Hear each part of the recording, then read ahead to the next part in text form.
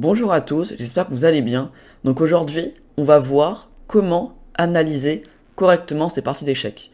Donc beaucoup d'entre vous se disent, j'analyse ma partie, je mets l'ordinateur, donc je mets Stockfish, je vois où j'ai fait des erreurs et j'essaye de voir avec l'ordinateur pourquoi il trouve tel coup meilleur que tel coup, sans forcément tout comprendre. D'autres analysent tout seuls sans ordinateur et se disent, ah bah c'est ça que j'ai raté, sans trop calculer profondément, et donc il rate sûrement énormément de choses à l'analyse. Du coup, aujourd'hui, on va voir comment analyser ces parties correctement. Donc, on va tout d'abord commencer par l'analyser tout seul, comprendre où on a fait des erreurs, et ensuite allumer l'ordinateur pour comprendre, pour voir si on a bien relevé toutes les erreurs ou certaines qu'on n'a pas compris. Donc, je vais prendre en exemple une de mes anciennes parties que j'ai perdues il y a quelques semaines en partie pédagogique sur YouTube. Du coup, voilà. Donc, juste avant que je commence la vidéo, n'hésitez pas à liker la vidéo et vous abonner si c'est pas encore fait. Et on y va. Du coup, ok. Donc j'ai pris en exemple une partie que j'ai jouée contre un 2250 en rapide que j'ai perdu. Du coup, je vais jouer E4. Il m'a joué E6. Donc déjà, ça, c'est la première phase de l'analyse. C'est l'ouverture. Il y a l'ouverture, milieu de jeu, finale. L'ouverture, c'est important. Si votre adversaire vous a joué une ouverture que vous connaissez pas, ou alors que vous vous rappelez plus de la théorie, ce qui est important, c'est d'aller voir dans ouverture, dans cette partie-là, et de voir quelle est la théorie, et essayer de voir si, pour la prochaine partie, vous essayez de retenir cette théorie-là et voir si vous appréciez les positions pour donc jouer ça prochainement. Du coup, moi je connaissais la théorie, donc j'ai pas besoin d'aller faire cette étape-là. Si vous ne connaissez pas la théorie par exemple sur cette ouverture-là, hop, on va dans ouverture et on se dit ok, là imaginons j'ai joué G3 qui est une erreur, je vais voir dans ouverture et je me dis ah ok, en fait il fallait jouer F4. Il aurait dû jouer C5 et j'aurais joué cavalier F3. Ok, je regarde un peu et je me dis ok, pour la prochaine fois je m'en souviendrai. Là, en l'occurrence, moi, je connaissais la théorie sur cette ouverture-là. Du coup, je peux avancer. Ici, j'ai joué la théorie. Tout ça, c'est théorie, théorie et B5. À partir d'ici, il menace mon adversaire de jouer B4. Donc moi, dans la partie, je joue A3. Je pars la menace de B4. Parce que s'il fait ça, je pourrais faire cavalier A2 et mettre une grosse pression sur le pion B4. Et je joue donc dame B6. Je fais donc petit roc, fou B7 et roi H1. Roi H1, c'est un coup, on peut dire, pas forcément hyper normal, donc déjà on peut essayer d'analyser le coup. On se dit, j'ai le centre, le roi à l'abri, mes pièces développées, il me reste qu'une pièce que j'ai pas développée, donc ici avec du recul, j'aurais peut-être dû jouer tour AD1, pour placer ma dernière tour. Roi H1, c'est pas forcément une priorité, parce que pour l'instant j'ai pas de problème sur cette diagonale, et mon plan, c'est pas forcément de jouer G4, F5 rapidement. Du coup, tour AD1 avec du recul, c'est sûrement meilleur. Donc on verra si c'est vraiment une grosse erreur ou pas, mais déjà, on aurait pu jouer tour AD1 ici. Donc roi H1, prise, bon, cavalier prend, je vais pas prendre du fou sinon je vais donner ma paire de fou. Fou C5, et maintenant je fais tour AD1. Ici, on essaie de calculer si j'ai pas raté une prise. Si je prends là, il aurait repris et on serait rentré là-dedans. Donc franchement, ça me donne pas envie. Du coup, non. Tour AD1, je suis satisfait. Tour C8, ok. Tour F3. Tour F3, encore une fois, maintenant, il faut trouver un plan. Tour F3, ça a l'air d'être un coup un peu inhabituel. Donc il faut se dire, est-ce que c'est le meilleur coup ou pas. Ici, comme on a déjà calculé les prises, on a dit que c'était pas hyper bon. F5 pour casser, on donne un pion.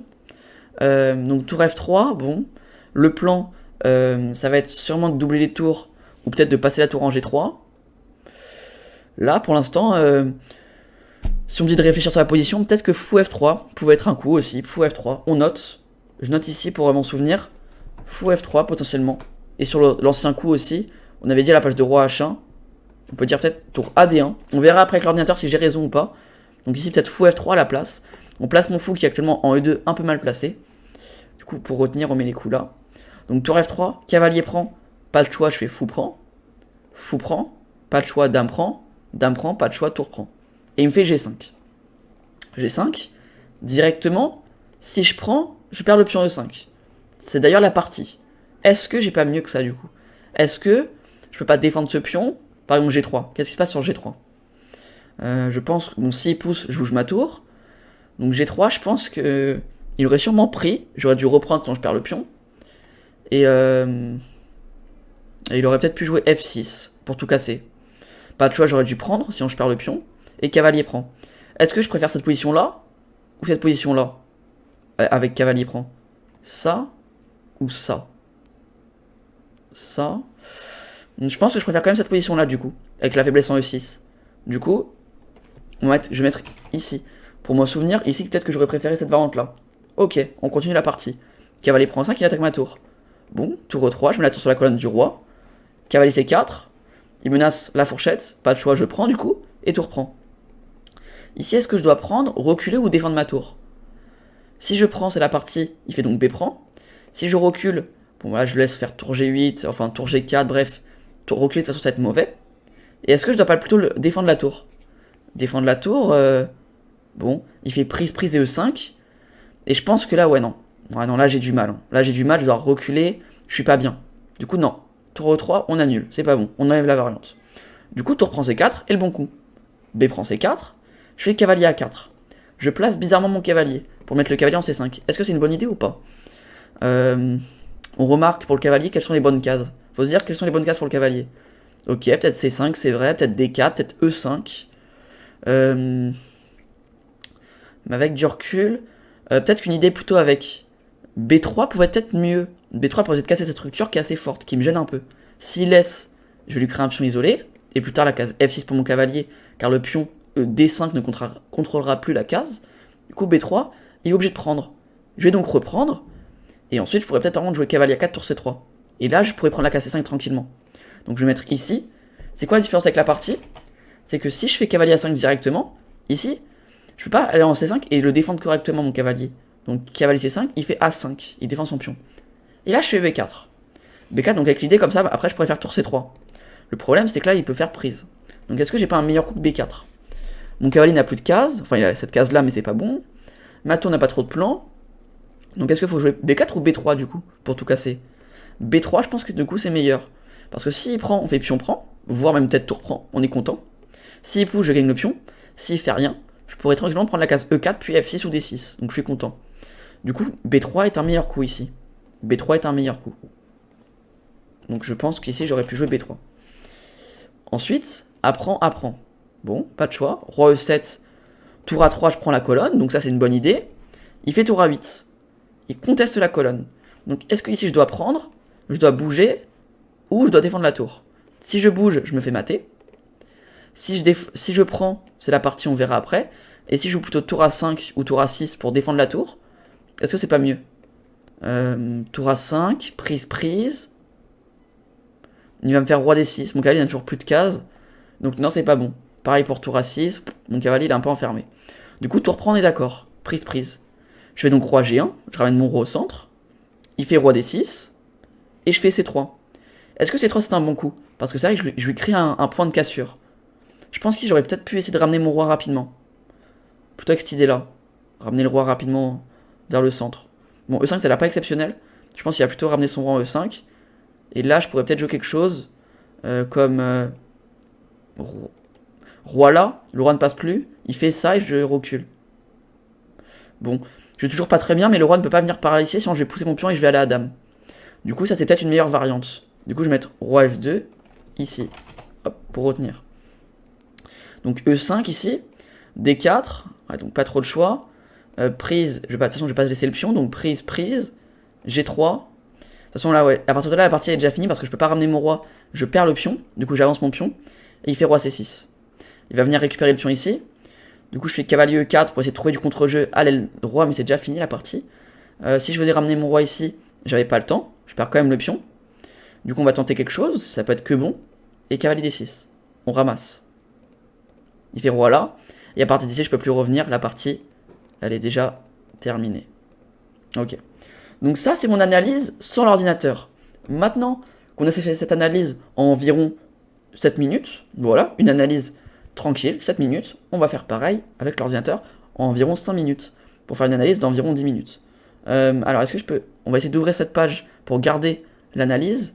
Voilà, hop, comme ça j'ai toujours l'analyse ici sans l'ordinateur. Et on va voir avec l'ordinateur. Alors, premier point, moi je l'ai mis à roi H1. Où me dit l'ordinateur ma première erreur. Donc pour l'instant on est d'accord, j'ai pas fait d'erreur, je joue théorique. C'est ce qu'on disait. Pour l'instant il était très content de ce que je faisais. Ok. Il met petit roc, il me met imprécision. Alors pourquoi imprécision sur petit roc? On va essayer de comprendre avec l'ordinateur. Ok, bon là c'est... Petit roc, ok, il met imprécision mais c'est tout à fait jouable. On remarque vraiment une très petite différence entre les deux variantes. L'ordi voulait peut-être que je rentre là-dedans du coup. Il voulait que je joue ça. Et que je joue B4. suivi de A4.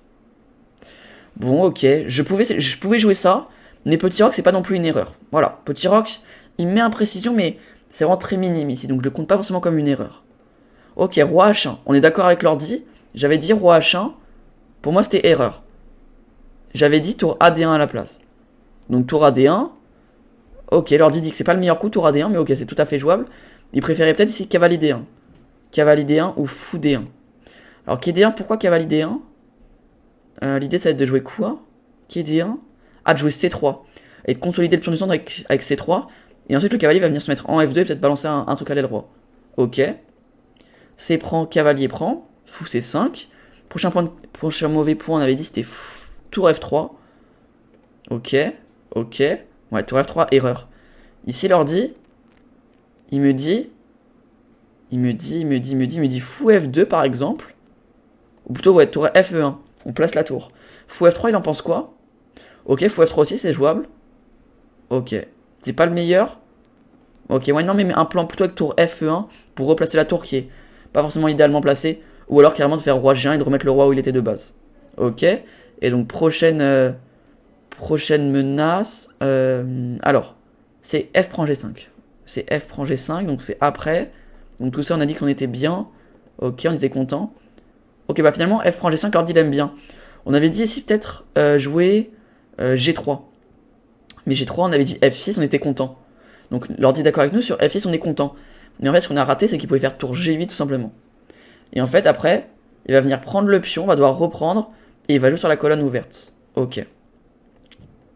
Donc prochain mauvais point, ce sera au 23e coup, après cavalier A4. Ok, bon tout ça on était d'accord. Prise. Ok, donc l'ordi aussi est d'accord avec nous. Ici, il faut pas jouer cavalier A4. Il dit cavalier E2 d'abord. On avait dit peut-être B3 d'abord. On a dit B3 ou D2? On a dit B3 directement. Mais voilà, c'est la même idée. Peut-être d'abord cavalier là, et ensuite peut-être mettre le cavalier en D4 et essayer de jouer B3. Ok. Donc fou C6. Ok, C5, c'est quoi le prochain mauvais coup? C'est B3 au 25. Alors, ici, voilà, ok, ouais, donc l'ordi est d'accord avec nous. On aurait plutôt pu jouer B3 pour casser la structure ici et prendre les cases. Et s'il prend lui-même, donc B3 s'il prend lui-même, et bah là on est très content. On aura juste à faire, donc, ouais, on peut jouer cavalier prend pour jouer sur le pion A5. Donc là on est très content. Du coup, l'ordi est d'accord. Prochain mauvais point, donc ce serait roi F2 au 30e. Du coup, prise, roi E7, ok. L'ordi est d'accord avec nous. Et roi G1. Ok, roi G1 il met imprécision. Il voulait jouer C3 directement, mais ici déjà, ça change plus grand chose. Hein. L'avantage il est déjà assez conséquent. Ok, donc E5, roi F2, D4. Ici, est-ce que j'avais mis quelque chose sur D4? Non, j'avais mis rien, mais je dis. De toute façon, qu'on joue prise ou roi E2, l'avantage il est tellement facile. Enfin, la finale est tellement facile à gagner. Ici, voilà, on passe de. Est-ce que c'est moins 3,75 ou moins. Ok, bon, c'est moins 5 direct, c'est encore plus sévère, mais même si on joue roi E2, ce que je veux dire, c'est qu'on va donner encore un pion. Enfin, on va donner un pion et il va se créer un pion passé. Et franchement, c'est facile à jouer ensuite. Du coup, après, ouais, il n'y a plus rien d'après, voilà. Moi, j'ai plus rien mis après, mais l'ordi, je crois que non plus, il a rien mis. Ah, c'est au dernier coup. Il me dit qu'ici, j'aurais pu jouer. Ok, bon, au lieu de me faire mater en ligne, je suis qu'à moins 11 avec KC5. Ouais, bon, voilà, moins 14. La partie est déjà finie, quoi. Ok, bon, voilà, donc voilà pour un type d'analyse idéal. Donc voilà, 5-10 minutes, vous réfléchissez sur vos potentielles erreurs sur la partie. 5-10 minutes avec l'ordi, vous regardez ce que pense l'ordi. Donc, quelles sont vos erreurs avec l'ordi? Est-ce que vous les avez trouvées aussi dans l'analyse? Et ensuite, voilà, petit à petit, comme ça, si vous êtes vraiment très régulièrement, ça va vous faire progresser plus rapidement que juste regarder avec l'ordinateur ou regarder tout seul.